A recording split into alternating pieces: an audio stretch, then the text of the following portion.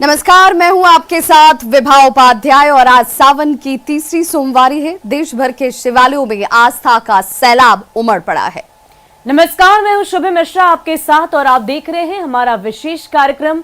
और आज सावन की तीसरी सोमवारी पर अलग अलग जगह की तस्वीरें हम आपको दिखाएंगे, अलग अलग शिवालयों की तस्वीरें दिखाएंगे। लेकिन सबसे पहले हम बात करेंगे देवघर के बाबा धाम मंदिर की।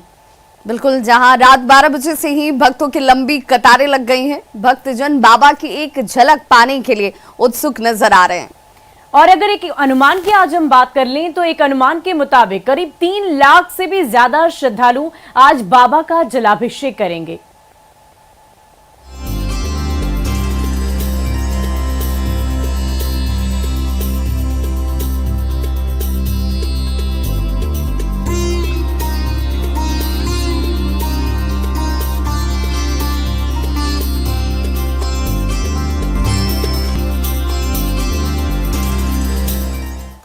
तो द्वादश ज्योतिर्लिंगों में से एक सीधे आपको लिए चलते हैं उज्जैन, जहां पर भगवान भोलेनाथ महाकाल की इस वक्त भस्म आरती हो रही है। और ये तस्वीरें अलौकिक स्वरूप, दिव्य दर्शन सावन की तीसरी सोमवारी पर आप घर बैठे कर सकते हैं। देश भर के शिवालयों में श्रद्धालुओं का जनसैलाब आज उमड़ा हुआ है और हर हर महादेव के नारों से आज वातावरण गुंजायमान नजर आता है और चारों ओर भक्तिमय माहौल है। हर ओर ये भस्म आरती आप देख सकते हैं, बेहद ही खास है। हर हर महादेव के नारे चारों ओर सुनाई दे रहे हैं।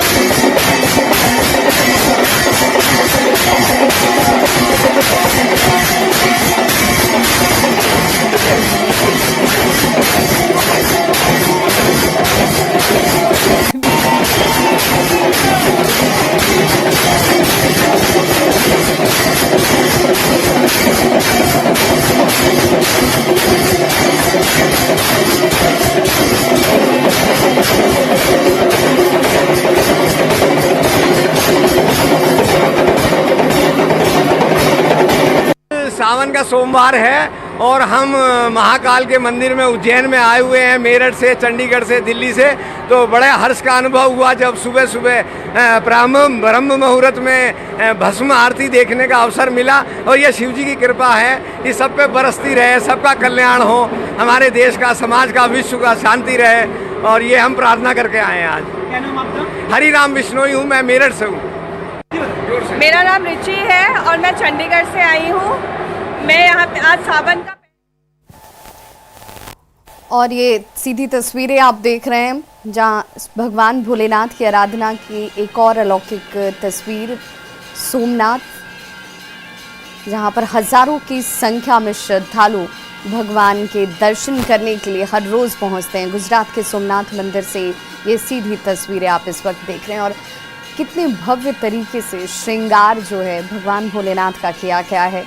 और इसी के अवलोकन के लिए, इसी के दर्शन के लिए यहाँ पर शिव भक्त पहुँचते हैं, इंतज़ार करते हैं, शिव आरती का सौभाग्य प्राप्त करते हैं।